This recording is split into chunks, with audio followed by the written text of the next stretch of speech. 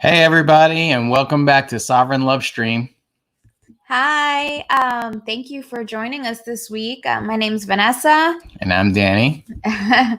And we're excited to talk to you guys this week about our experience with ayahuasca. Yes, absolutely. Maybe we should start out with just a description of what ayahuasca is. So actually, let me grab my phone because some of the names are a little hard to pronounce. So ayahuasca, for those who don't know, ayahuasca means vine of the soul. And it's a mix of two different plants. And this is why I needed my phone, because one of them is called Liana Banisteriopsis Capi. And generally it's referred to as the Capi vine. Liana means vine. And it's the other plant is chacruna, which is called, the official name is Psychotria viridis. And that's referred to as chacruna. And so the reason it's two plants mixed together and it's used to make sort of a tea, and I have some pictures. This is the Capi vine. And this is the chacruna bush. And then they kind of mix them together to make a tea. And the reason they do that is because the Capi vine has what's called MAOI inhibitors, and it makes the chacruna orally active. I guess generally speaking, if you just ate the chacruna leaf, you're not going to get the psychedelic effects. But when you combine it with the MAOI inhibitors, you do get these psychedelic effects. So we wanted to just kind of tell you our experience about using ayahuasca, or about the retreat that we went on, and kind of not just the experience of using the psychedelics itself, but how it helped us, and kind of, The whole integration process. The integration process that we're still kind of integrating from. And it's a year later, and that's why we decided to do the show, because it's the 1 year anniversary. This is the week that we were in Peru doing the ayahuasca retreat, and it was really such an amazing trip, and we really just wanted to share the experience. We highly recommend it. If this is something you feel like you resonate with, we highly recommend doing something like this. It was really such a beautiful experience to be in Peru. The country was so beautiful, the landscapes. We went hiking through the Andes Mountains. Just such an uplifting experience. And I think even just without the ayahuasca, the experience itself probably brought us a lot closer together. Like, it really was, there was a lot of bonding moments on the trip, I guess. I mean, I think traveling together is definitely a big way to connect deeper with your partner. Traveling can be high stress at moments, and it kind of, you start to see how you interact with your partner, how you deal with stress together. Yeah. So that in and of itself is a big deal. I guess we can get started on how we even came to the idea of using ayahuasca or trying ayahuasca for the first time. Yeah, for sure. Do you want me to tell? You can start with your part. Okay, so a lot of you probably already know that I'm shooting a documentary on cannabis and cancer. And during my research, I came across, well, let me back up a little bit more. We've been trying to get pregnant. And Vanessa has been diagnosed with some hormonal issues. So in my research on cannabis, which sort of led me into other psychedelics as well, I stumbled across some research on reset.me, which, by the way, is a great site for anybody interested in learning more about ayahuasca, or really, they cover a lot of different psychedelics. Reset.me is a great resource. And I came across an article that talked about using ayahuasca, that it kind of resets the endocrine system. And I thought, oh, well, maybe this can help clear up some of Vanessa's hormonal issues, and so maybe this would help us to get pregnant. There was actually an article about someone who was able to get pregnant after being infertile after using ayahuasca. So that was kind of why I started to bring it up and discuss the use of ayahuasca with Vanessa. So I sat her down and made her watch all the documentaries we could find online, and we watched a bunch of them. And so what was your reaction to the documentaries? It was terrifying. I saw a lot of people go through the experience, and it seemed dark and scary and just very intense. And I was not at all prepared for that. And so as soon as we watched a few documentaries, I was like, nope. This is not what I want to do. I'm not willing to go to a foreign country and drink some potion and have all sorts of psychedelic experiences. No, no, no, no, no. I was not open to that at all. And what really what wound up happening for me was that I was already kind of on a path of exploring myself and my own traumas and trying to heal from a lot of my own traumas, not even thinking about that having anything to do with being able to get pregnant, just for myself. And we happened to be at a conference in Philadelphia. Mm-hmm. The Free Your Mind conference. Exactly. Familiar.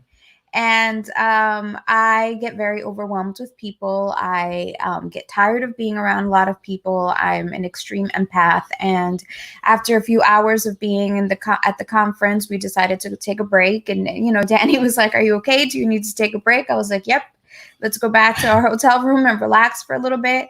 And we walked into the elevator at the hotel where the conference was being held. And they had switched our room when we first got there because they gave us the wrong room. So they had switched us from one floor to the other floor. And we walked into the elevator and we just were both kind of like, what floor are we on?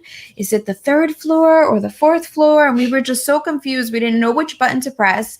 And all of a sudden, this voice behind us says, "Danny Panzella, you're always so lost." And I was like, oh, she knows him, because it sounded like such a meaningful thing to say in that moment. And it happened to be Carla Mora. I turned around, and honestly, we had walked into the elevator. She had changed so much. I hadn't seen her in about 5 years. But we had been friends before during the Ron Paul movement, being involved in his campaign and the Free State Project, Pork Fest, and Liberty Forum, and Liberty Fest also. She and her partner Shem had come down for that many times, and I just didn't even recognize her. She had changed so much, and I had not seen her since her partner Shem had passed, and I don't know. It was a really emotionally charged moment. And so she got off on her floor. We said hello and hugged, and she got off on her floor, or we got off, I guess. And as soon as we walked around the corner, I just started to weep because Shem had reached out to us about cannabis oil because of the research I was doing. And for whatever reason, I never got back to him, or things, we just didn't connect. And I felt really guilty about that after he passed. Like, oh man, maybe like if I would have gotten him the information he needed, maybe he would still be here. And so anyway, that's a kind of a little side story. But anyway, so Vanessa said, "Oh, well, why don't you see if she wants to come hang out?" And so I sent her a message, and she came up to our room. And so you can finish the story from there, because I know you like to tell it. So, Carla, first of all, it's surprising because I'm trying to get away from people. That's the reason we're going back to our room. And for whatever reason, she seemed very fascinating to me. I had never met Carla before. I didn't know her. And she just was like this heavenly creature that came out of the darkness of the elevator to say something so profound on so many different levels. And I was like, who is she? And then Danny starts telling me that, like, his story, why he feels the way that he feels. And I'm like, well, invite her back to come to our room and hang out and, catch up with her, talk to her. And she said yes, and she came to our room, and it was just like this magical experience of her telling us about her experience in Peru. She had a copy of a journal that she published, a journal that she wrote to Shem during her trip to Peru, her first trip. And she gave us a copy of it, and she told us about her experiences. At that point, she was like, I'm just following the signs. Whatever the signs lead me to is where I go. I don't even know why I'm here. I just knew that I had to be here. And it just all seemed so perfect and synchronistic that I was like blown away by her. I was like, I want to live like her. I want to follow the signs everywhere. And she gave us a copy of the book, and the next day we took the train back home, and it was a long ride. And I read the entire journal, and I cried my eyeballs out. As soon as I finished, I turned to Danny. I was like, we have to go to Peru and do ayahuasca. And I don't know, it was maybe Danny's a very technical, logical-minded person, and so watching the documentaries for him was very convincing. It was, here's the science behind it. This is what it does to the brain. This is what the experience is like. This is the research, and that's all great. But for me, I'm more of an emotional, intuitive person, and so to read Carla's experience and feel the emotion behind it. I could feel the emotions that she went through just through the writing. It blew my mind, and I was like, this is something I want to do. This is something I can do. This is something I can face. I could tell that she had been scared about it too, and just the way she expressed the experience completely convinced me that this is something I was meant to do. And so Carla and I connected today, 3 years later from that meeting at Free Your Mind. Carla's my best friend in the whole wide world. And we talk almost on a daily basis. And she actually facilitated the trip to Peru that we took last year. I felt I could only go with somebody that I really trusted. I felt it was a very powerful medicine that is not to be taken lightly. The way she described her experience was with so much respect, so much care, and just in such a responsible way that I felt was really important. And probably it took us 2 years. I mean, we started talking to her about it, and she was excited at the time. I believe a year later, she facilitated a trip with a friend, and they brought people to Peru and led this retreat for them. We couldn't make it that year, and I mean, maybe we just weren't ready at the time. Yeah, I think ultimately, as excited as I was, and I wanted to like do it immediately because I'm like that. I'm impulsive, and once I've made up my mind, that's it. I want to do it. But yeah, it took 2 years before all the kind of stars aligned and we were able to do it. And I think maybe this story, some people might say like, this is a little strange, like almost like we joined Carla's cult or something. But I know it's not something that really can be communicated, I guess, through the story, but I think the important part to take away from this is that for Vanessa, for someone who's like she needs to connect emotionally to feel safe. And for me, once I saw the research, I felt like, cool, I'm ready to do this. And Carla was really is someone that Vanessa really resonated with and was able to make her feel safe and kind of guide her through this experience. And I think the reason that this is important is that there's a lot of people that are going to South America or even in the US now that ayahuasca is available. And they're kind of doing having these experiences, and it's used in a very recreational. We've seen it being used in a very recreational way. It's really more for the experience, like a bucket list kind of thing. Like, oh, I want to do ayahuasca, and I think it's very superficial. And I'm a big believer that all plant medicines, when they're used, even if they're not used with the best intentions, even if they're used for recreational, just to have fun, to relax, or just, whatever, I think it's all medicinal in some way. But I think that we don't get the full benefit of the medicine if we don't do it in a very conscious way, with setting intentions and being respectful of not just the plants themselves, but the experience itself. And so Carla was very careful to teach us that the fact that, so we can now, this will kind of leads into the preparation part. So we did a dieta, we did a 1 month diet. And if you go online and you look and you book a retreat with somebody that you're not familiar with or you don't know, usually they have guidelines.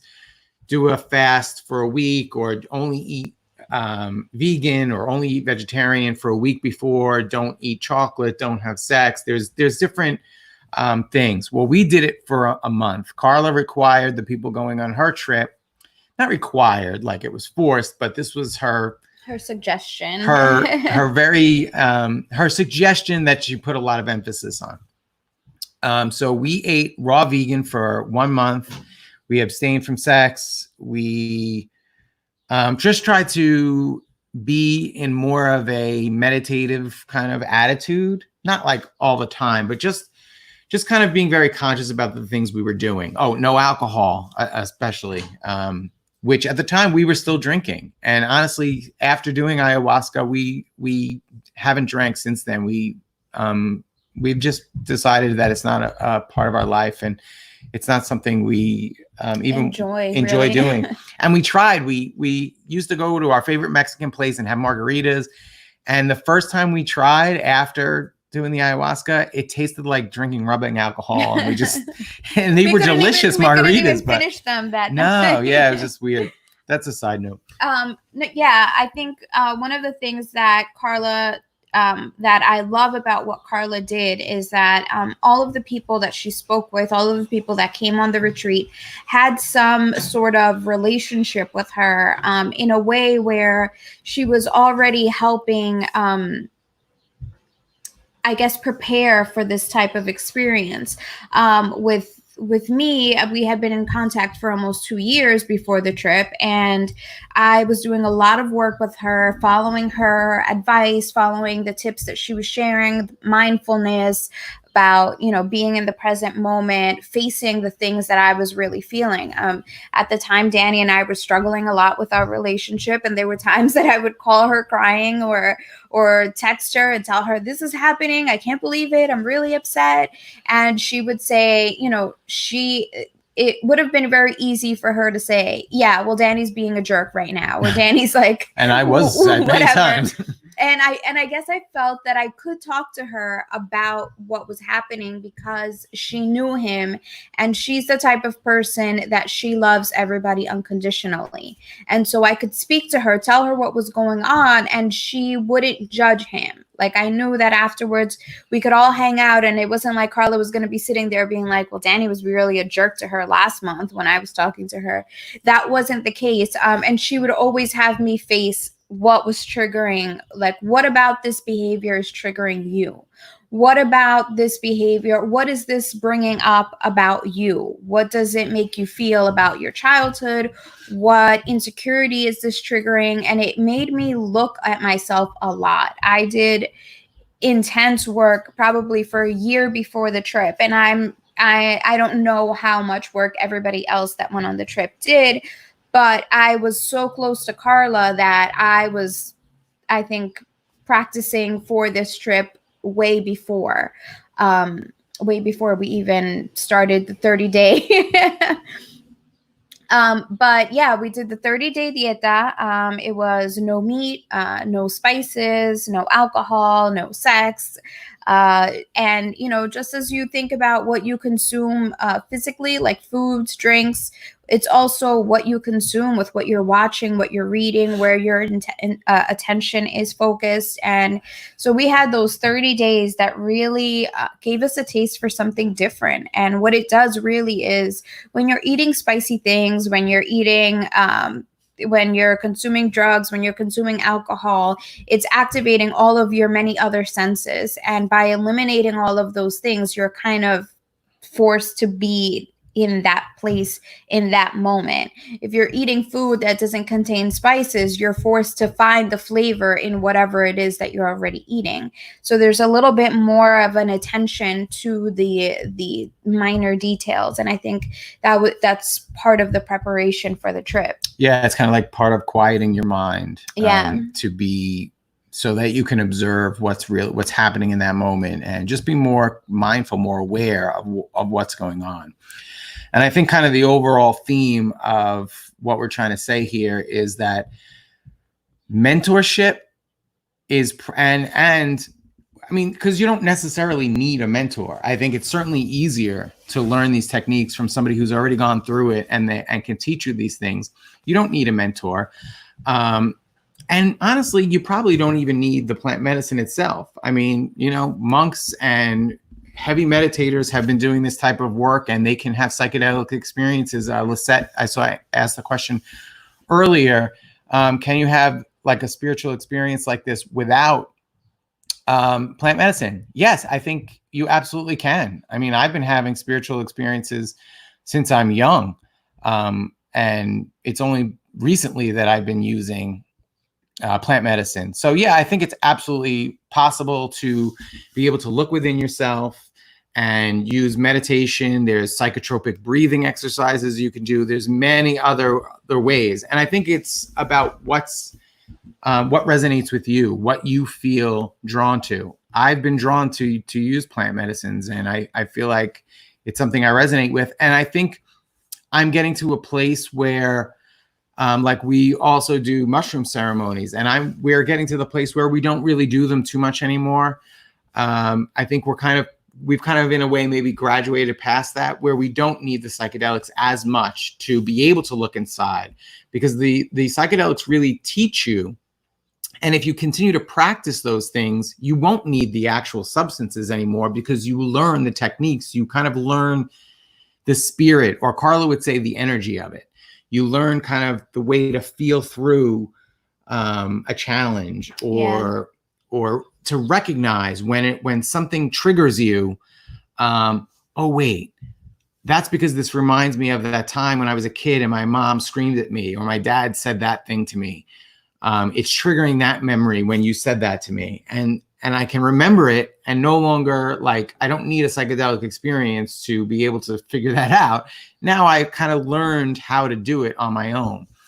So, yeah, Lisette, I think you absolutely can have those experiences without the medicines. I think there are times our society creates so many blockages that I think some people just really benefit from using plant medicine to kind of, it's kind of like, I don't want to say a shortcut, because that makes it sound like you're taking the easy way out, but I think it can help remove blockages to kind of get you down the road a little bit faster than you would have, right? I mean, you could bicycle down the road, and you're going to get there, like, if that's a psychedelic, or you could walk or take a car, or you could walk, and, maybe somebody who's like a Buddhist monk who does it all through meditation, maybe that's more like walking.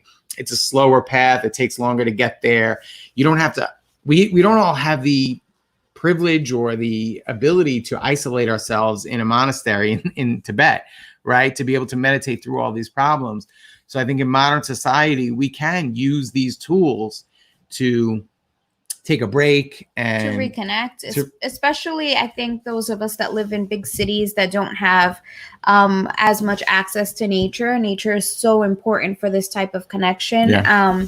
And I think by going off and having these experiences, we do reconnect.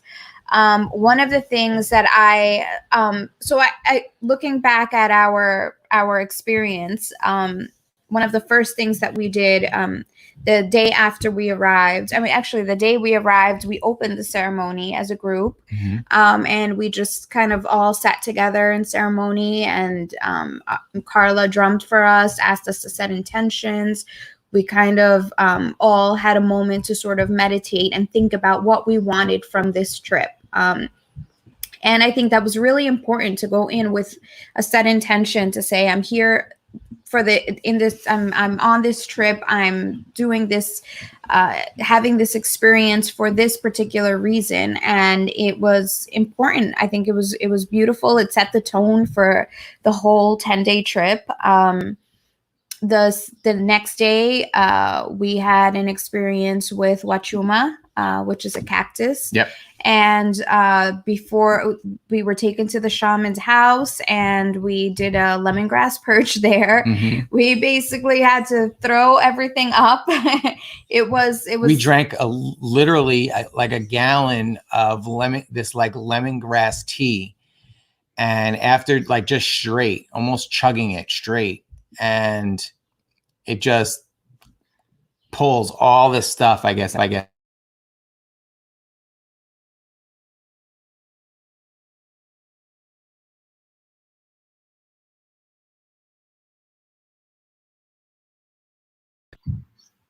All right. Okay. Somebody can leave a comment. Just make sure the audio is still working. We lost the audio there for a second. Check. Yep, all right. Looks back. like we're good. Sorry about that. So after doing that, then we took the Wachuma and we went up for a hike up a mountain in the Andes, and it was an amazing, beautiful experience. This is Vanessa taking the Wachuma. And it was all about connecting to nature, connecting to the plants. Our guide, Jose, was explaining to us about how to connect with the elements, how to connect with the spirits of the mountains, of the plants, how to speak to them, how to leave offerings for them. And, it may seem a little woo-woo to some people about spirits and offerings, but I think it's more about connecting in a way where there's respect for the earth, for the plants, for all of these things that exist in the world with us. Yes, the Toltecs do say the human energy is real money in the universe. Exactly. I've been really getting into the Toltec teachings, and my mind is completely blown. And that experience in and of itself was life-changing for me, to be walking through the mountains. I didn't feel this psychedelic experience with Wachuma. It didn't feel like I was having visions, or that I felt like I was going through my day like nothing, but I also felt like I was in the most magical, heavenly place on earth. And I was, and I think I could experience it that way. There was no I don't know, I wasn't tired from the trip. I wasn't exhausted walking up the mountain. It just felt beautiful. At some point, Danny and I took off our shoes and we were just basically hiking barefoot. Well, you're leaving out an important detail. So while we're hiking, now I'm the kind of guy that I wash my hands constantly. I don't really like she likes to take off her shoes in the parking ground. I do more now, but I was not the type of person to do that before. It started hailing while we were hiking, while we were on the San Pedro or the Wachuma. And I'm not the kind of guy that likes to be in the rain. This one will go to the park during a snowstorm and lay down in the snow. And she just really appreciates that and connects that way. And I never have been like that. Well, it starts hailing, and we took off our shoes and started hiking barefoot through the Andes Mountain during a hailstorm. I mean, if that's not a life-changing experience, I don't know what is. It really was for me, certainly, in that aspect of being able to let go. And that's really what it was, right? The Wachuma I don't know if it connected me to nature. It allowed me to let go of those prejudices. Oh, I don't want to get my feet muddy. Oh, I don't want to get wet from the rain. It was like you let go of those inhibitions and those kind of, I don't know, inhibitions. Fears, yeah, whatever it is, you let go of those things. It strips things away from you. Does it really add anything to you, psychedelics? I don't know. I think more it takes things away. It takes the blockages, the prejudices, the inhibitions. It takes all those stories that we tell ourselves. Yeah, it takes those things away, and you are more free. Now, I was free to walk barefoot through the Andes Mountains during a hailstorm. That's crazy. And maybe that sounds ridiculous to some people, but I don't know. For me, it was a life-changing experience. And that changes your perspective, because going forward now, like you said, we can go to the park. You have no problem taking off your shoes and walking barefoot and grounding for a while. Sure. And I think that that's, like Danny was saying before, it's not like these psychedelics cure everything. It's like they teach you certain things. One of the things that I was experiencing while I was walking was there were tons of pebbles all over the place. And I would step on some of them, and then I was like, okay, now I know to walk the other way. Now I know to change my path a little bit. And I was like, that's what the pebbles in life are like. That's what they do. They guide you in a different direction. They guide you on a better path. And so there was this extreme appreciation at that moment for all of the difficulties that I faced in life. I was thankful for it. I was grateful for every difficult moment I had experienced in my life up until that point. And it's kind of carried on for me where, you know, that's one of the things that I said in one of the other episodes, where we'll have an argument or a disagreement, and I can look at it as, oh, where is this going to take us now? What is this going to move? You know, how is this going to shift our relationship? Obviously, this argument is coming up for a reason. It's removing a blockage. It's taking us on a different path, and I can appreciate those moments. I'm not afraid to have an argument anymore. I'm not afraid to have these moments of disagreement. We can kind of work to a better path. Mm-hmm. And that was also my experience with Mother Ayahuasca. I was terrified that it was going to be this scary experience based on what I had seen in documentaries of people freaking out and being, you know, crying and just having these terrifying moments. And my experience was very peaceful and loving. Carla had told us about, we did tons of exercises going through our past, going through our old memories. We worked from some of the teachings of Carlos Castañeda, mm-hmm. and we did a recapitulation exercise, which is trying to get you to go through some of your memories to be able to release them. And pulling out traumas. And I've talked about some of these things in some of the other episodes. We both have some of our past traumas, but like just a quick, as an example, my dad, when I was a kid, we made a go-kart and it flipped over and I got really scraped up on my arms and I was crying. And I guess I was around 12 or 13. And my dad told me to stop being such a wuss. He didn't say it quite as nicely as that, but, and that's a memory that really stuck with me. And it changed my life in a way that when I became a father, I decided I wasn't going to be like that. And I kind of went to the other extreme, where I was very overprotective of my son. And so that was one of the things that I was able to let go of, was that overprotectiveness. And now I don't have to be like, every time he skins his knee, I don't make a federal case out of it. I can let him go through it and say, yeah, you know, you skinned your knee. It'll be okay. We'll put a little bit of, you know, apple cider vinegar on it and you'll be fine. As opposed to like, oh my God, are you okay? Let me kiss it, you know, which is what I was doing before that. So that's just like one small example of how you can dig up old traumas and, you know, kind of integrate them so that they no longer dictate your behavior now. Yeah. And one of the things that I experienced, so the idea was we were going to put everything, Carla had come up with a term and she called it a shit string. She was like, just put it all on your shit string. And when you take the medicine and the shaman sings to you, it's going to pull out your shit string and it's going to go up with higher vibrations and it'll be gone. And I was like, all right, I'm going to get everything on my shit string and I'm going to let it go.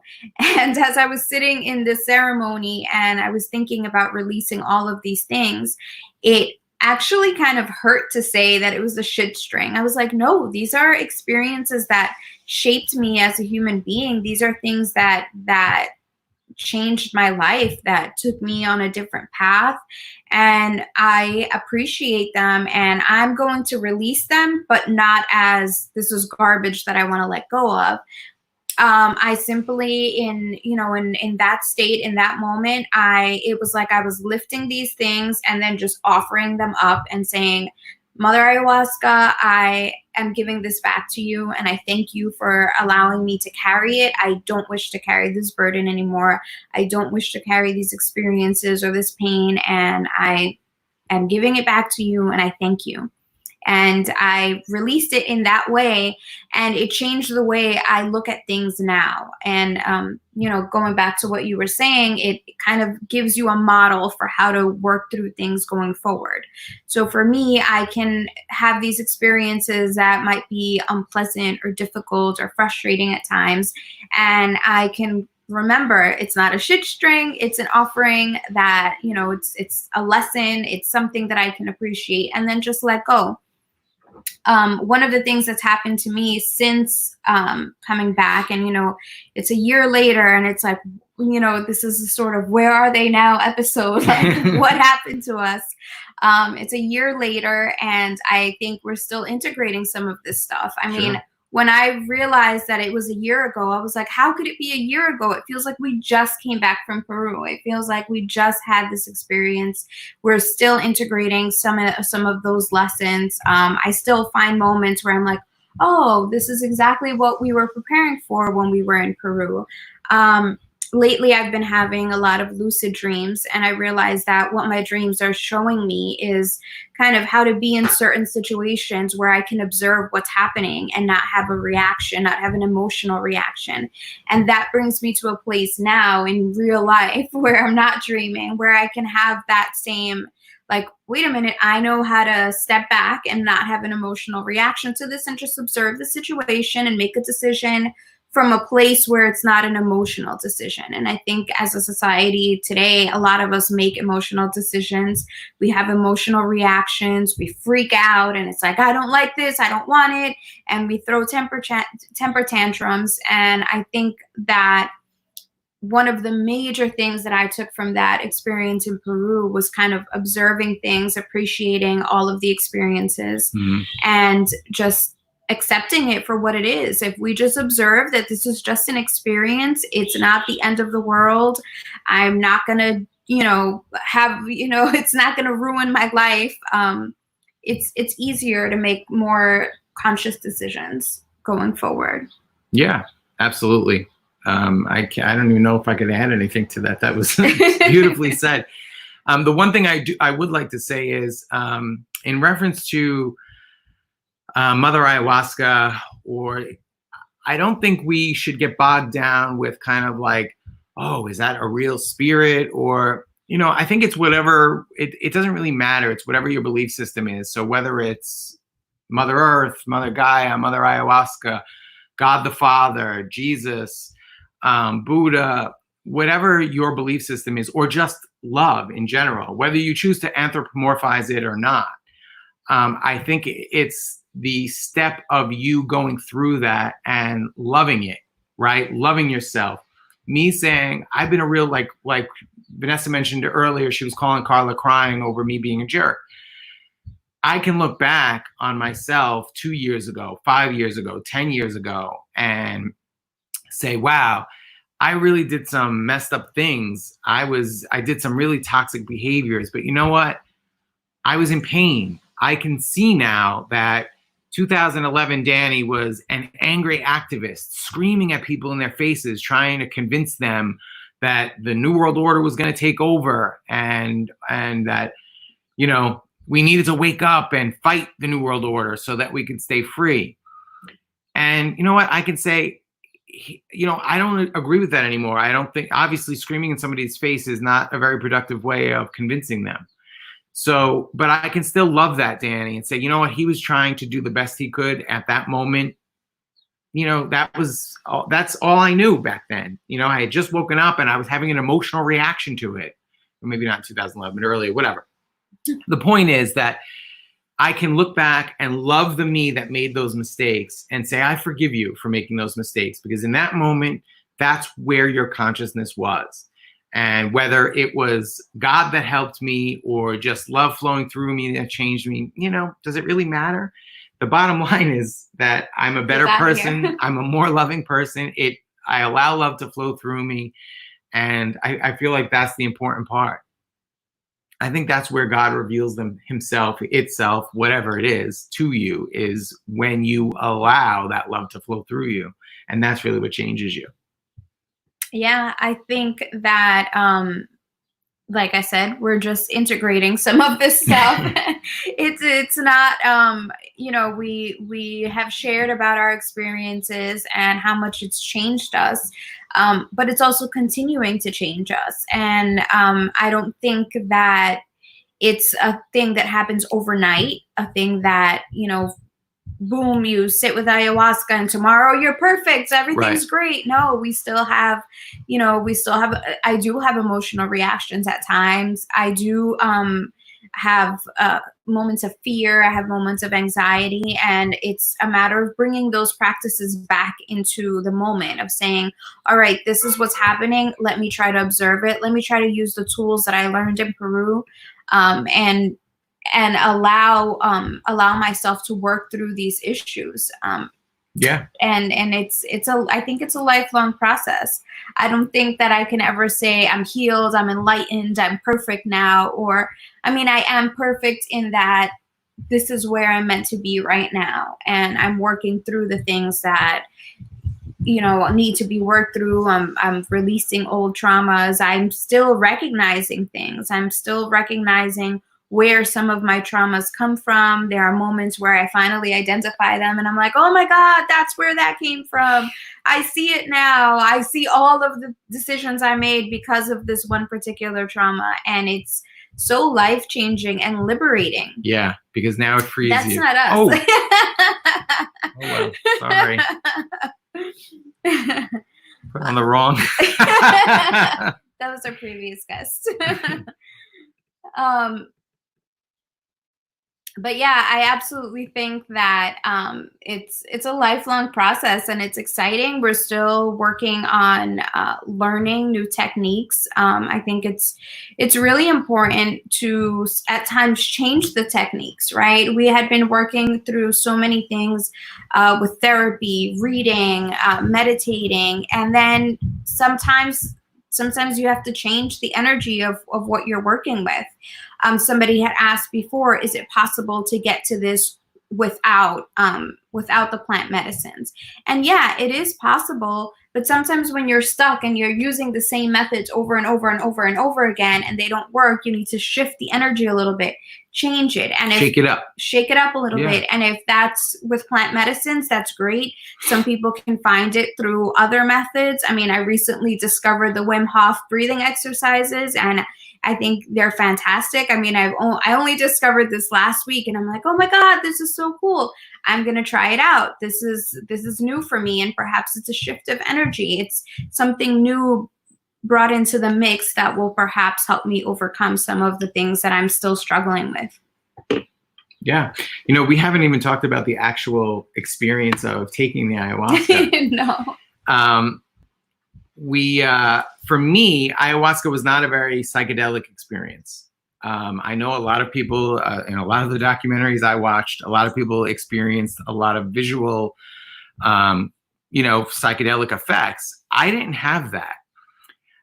So just to give you a little bit of the background, I'll show you a photo of the actual, this was the setting. So they had mats laid out for everybody, and they had the puke buckets there. And the shaman or the facilitator would kind of sit and administer the medicine. This is kind of what it looks like during a ceremony. This is not our particular ceremony, but everybody's all kind of gathered around, and it's pretty dark. And, we all go up and we partake in the medicine, and then we go back to our mats and just kind of relax and try to not necessarily meditate, but just kind of be in a meditative kind of attitude of just being relaxed and trying to, clear your mind, just be easy. And after a while, I started to feel the physical effects. And so, I had watched all the documentaries, and I knew that, and some people say you don't have to throw up, that's not necessarily a part of the experience. And other people say it is. Well, I thought I was going to be real spiritual. I was going to be really enlightened. So I was doing breathing techniques and I was relaxing my body. I was like, I hate to throw up. I was like, I'm not going to do it. And so I was like trying to meditate myself into peace, and I'm not going to, after I must have struggled for a few hours. I mean, time, there's no concept of time at that point. So I don't know how long it was, but finally I heard a voice say, let go. The healing is in the purge. And I understood what it meant. The purging, the puking, I think is both metaphoric and literal. You're literally puking out toxins that are in your system, but you're also metaphorically purging out emotional toxins or energetic toxins, things you hold on to. I had gone into the ceremony. I did not have a very good relationship with my mom when she passed away. And I had a lot of guilt about that. And I had a lot of there was a lot of unresolved conflict between me and her that I really regretted that she passed, and I never got to really work those things out. And so that was kind of my intention going into it. And so I think a lot of the stuff I was holding on to was maybe in a way, subconsciously, I believed if I let this stuff go, then I'm like letting go of my mother. But really it was the opposite. I was holding on to the negative parts, and it wasn't allowing me to experience the good things about my relationship with my mother, all the amazing things, all the things she taught me about faith, and God and love, and all those things that she had tried to instill in me over the years. Instead of focusing on that, I was just focused on, and I would push her out of my mind. When I would think about her, I would cry, and then I would be like, no, I don't want to think about it.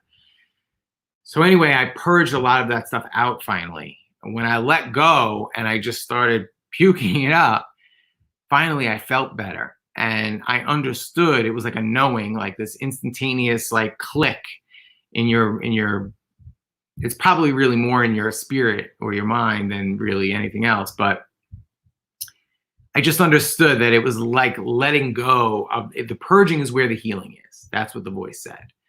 So letting go of those traumas, letting go of those negative things, like that guilt over, oh God, I feel so guilty. Like my mom passed of cancer, and I used to drive her to her chemo appointments, and we'd get into these stupid arguments about nonsense while we were, it's like, what is wrong with you? Like, and forgiving myself, right, for being so stupid that I would argue with my mom. Here she is going through this traumatic experience of chemotherapy, and I'm arguing with her. Now, partially I was arguing with her about, I wanted her to take cannabis instead of chemo, but she wouldn't do it because she was a born again Christian. So she thought it was the devil's weed.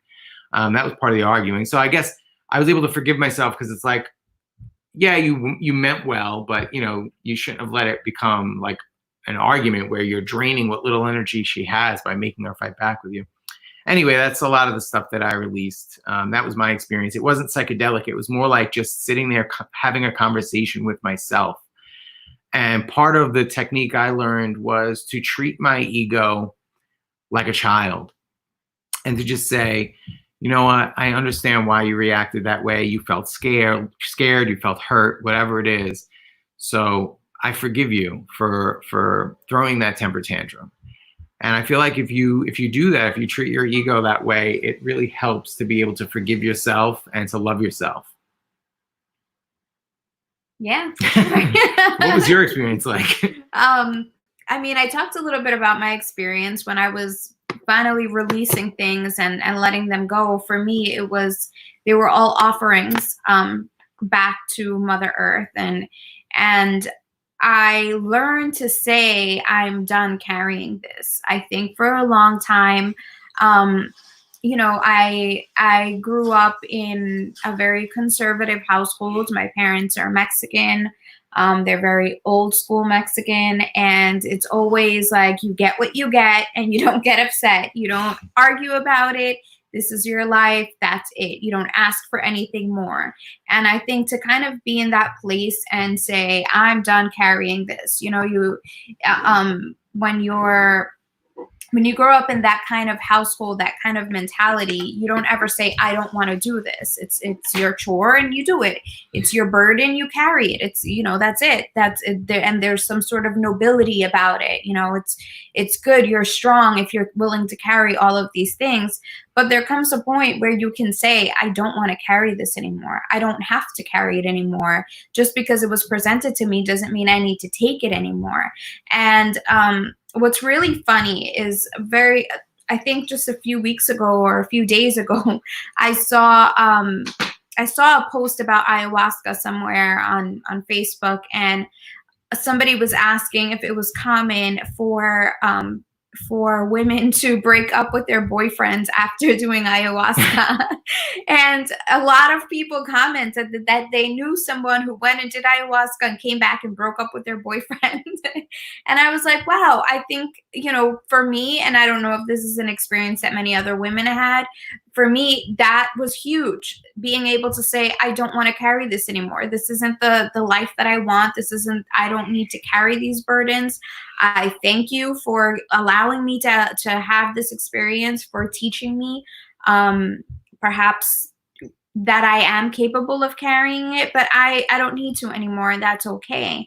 And I think for us, the fact that we were doing it as a couple is what maybe changed that. You know, there was no need for me to say I'm breaking up with you after this, because we're both on this path. We're both aware of the changes that we are going through, the lessons that we're learning. Maybe if I had gone and done ayahuasca by myself and came back and you were still in this place of like, I don't care what you're doing, I have no interest in that, if this is garbage, or, you know, or if I had come home and just went back to my old patterns, if I wasn't healing my inner child and releasing those traumas, and if I was still throwing those temper tantrums and acting out in those toxic ways. And at that point, had you said, well, you know what, if you're not going to change after that, yeah, then, I mean, time for me to go. So I think that was, you know, that was really a big game changer for me, to be able to say, I'm done carrying this, I'm done dealing with this, and not feel guilty about it, because I had a tendency to hold on to things because I felt guilty about letting them go also. I was like, I can't just like, it would be like regretting what I've experienced. And I'm definitely not in a place where I regret anything. I am appreciative of all of these situations. And I think it was really life-changing for us, I think, to do this as a couple. Yeah, absolutely. I mean, I think that's one of the, I don't know if we could say it saved our relationship, but it certainly made it better. Us healing as individuals and then coming together and working on healing the kind of, you know, we both came into the relationship with our own traumas and, you know, kind of toxic behaviors, which I think come from just life, right? I've said this before, but I think, you know, when you go through this life where, especially in our society, there's so many pressures and expectations, and there's just toxicity all around us, and it gets our egos to just put up these walls of defense mechanisms to protect ourselves from all the pain. And those defense mechanisms keep us from being vulnerable with each other and experiencing love in a really pure way. And I think that's what's been happening for the last like 3 years. We've been really like letting go of those traumas, those walls, and it's brought us closer together. So, you know, it can absolutely, if you're in the wrong relationship with a partner who doesn't want to change or is not on a path of healing, I could see it being like, all right, ayahuasca told me it's time to break up with my partner. But on the other hand, I'm sure, and you know what, I've seen a lot of people say this as well, that it's helped heal their relationships, and not just your loving relationships. I'm getting closer to my brother. I'm getting closer to my dad. And these are very, you know, they're both very stoic people who can make it difficult for you to connect with emotionally. But it gives you like, I feel like I have more willingness, right? I'm no longer afraid if my dad doesn't really respond to something the way I would like him to. Like, I'm no longer afraid of being vulnerable and expressing myself to him. you know, like that I'll feel hurt if he dismisses what I said anymore. You know, I want to tell him I love him, or I want to say, hey, Dad, you know, when I was a kid and I heard you listening to Queen, I thought like you were such a cool dude that I started listening to Queen, and now I'm a huge Queen fan because of you. Like that's like something I realized, and I share that with him, and he was like, oh, okay, cool. You know, like he wasn't like, oh, son, give me a hug. But you know what? It doesn't matter. It's no longer about what I'm going to get from him. Now it's more about me expressing it to him. And, you know, maybe it really did mean something very deeply to him, and he just feels embarrassed to express anything back. Whatever. It doesn't matter. I can give it to him and he can do what he wants with it. But it's more freeing to me to not feel like, oh, I can't share that with my dad. He'll never accept that, or he won't care, or whatever. But I can just be free to express myself. So when you heal yourself, it just affects every single relationship you're in. Yeah. And I think that as we're working through this, like I said, it's not like just a magic pill that boom, you're healed. As we start removing some of these blockages, we're realizing how deep they go and how major they are at times, and we're able to see each other and see the things, you know, like for a long time you were carrying a lot of guilt too. Mm-hmm. And that was a blockage. Right now we're working through releasing stuff. We were both previously married before, and we're realizing how much of those how much of those relationships we're still carrying with us, and how that affects our relationship, our ability to connect. Mm-hmm. And I mean, perhaps that's going to be another episode. We were planning to do an episode on divorce and co-parenting. Yeah. And so we'll go a little bit more into that for that episode. But there's so many layers, and it's I think one of the things that we learn as a society is how to numb out some of those feelings. We're a society that drinks a lot, that, you know, will just go into entertainment, social media, all sorts of things to distract us from our issues, from our problems, from our hurts. And I believe that with connecting with the plant medicines, they open us up to all this. There's a whole universe inside of us of stuff happening, of experiences that we haven't even realized we're carrying. And to be able to connect with that is life-changing, and we have so much more work to do, and it's not burdensome anymore. Yeah. It's not like, oh God, we have so much more work to do. It's like, oh my God, there's so much to tackle in here, and you know, I have so many tools. I know how to work through this. You know, today we're going to be doing some yoni and brony steams and releasing stuff, and we're doing all sorts of ceremonies, and it's exciting. It's exciting to be able to have the tools to work through the things that we're facing, to be able to identify the problems that we're facing, the feelings behind them, the experiences and the traumas behind them, and start peeling away at those layers. And as we peel away those layers, our connection becomes more pure. It becomes more free. Mm-hmm. One of the things that I was realizing in some of my dreams this past week is that I was watching Danny have these experiences where I was just observing and I had no reaction at all. And in some cases, he wasn't even with me anymore. And it was one of these things that made me feel like, oh, this is a level of non-attachment that I didn't have before. If tomorrow Danny were to decide, I don't want to be with you anymore, it would hurt on some level. Obviously, it would hurt to break up, but I could also love him and wish him well. Like me loving him is not a codependent situation, or it's not my loving him doesn't depend on him loving me back. I can love him unconditionally. It's a choice to love him and to be in a relationship with him. It's not like my life will end without him. And I think that provides so much more freedom to not just for me, but for him, because now he doesn't have to live up to a specific expectation. He doesn't have to live up to doing certain things in order for me to love him. I love him unconditionally. Mm-hmm. And that's just so liberating, I think, at this point, for, like I said, and it's more pure because it's not about what you're getting, right? Yeah. I have to love you so that you'll love me back. It's not about that. You're free to love just for the sake of experiencing that love, whether they give it back or not. Wow, this show really flew by. We've got 30 seconds left. Thank you all for coming and listening to us. I do want to pimp out our social media a little bit. Facebook, YouTube, a lot of these platforms of the big social media companies are really censoring now, as I'm sure most of you are probably already aware. So I want to talk about minds.com and Float. These are two privacy centric. They're protecting your privacy, and they also do not censor. So we recommend them. Of course, we're also on all of the big platforms as well. Please follow us on social media so you can keep up to date on our content. We have we have so much exciting stuff happening and so many more shows that we're just going to continue to share these techniques.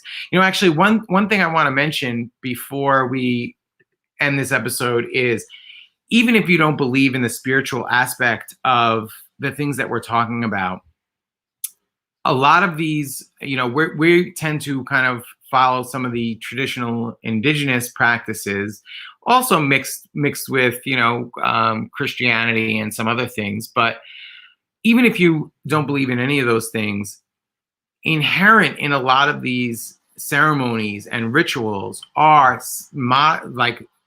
psychological techniques and modalities of integration that are recognized by science today, modern science. So you can still use those integration techniques even if you don't include the kind of ceremonial aspects of it. So I think that's important. So if you feel like, oh, this is just kind of like religious mumbo jumbo or whatever, but it's not. A lot of these techniques are also recognized by science. So thank you so much for watching. We really appreciate it. And we hope you have a great week. Take care. Bye.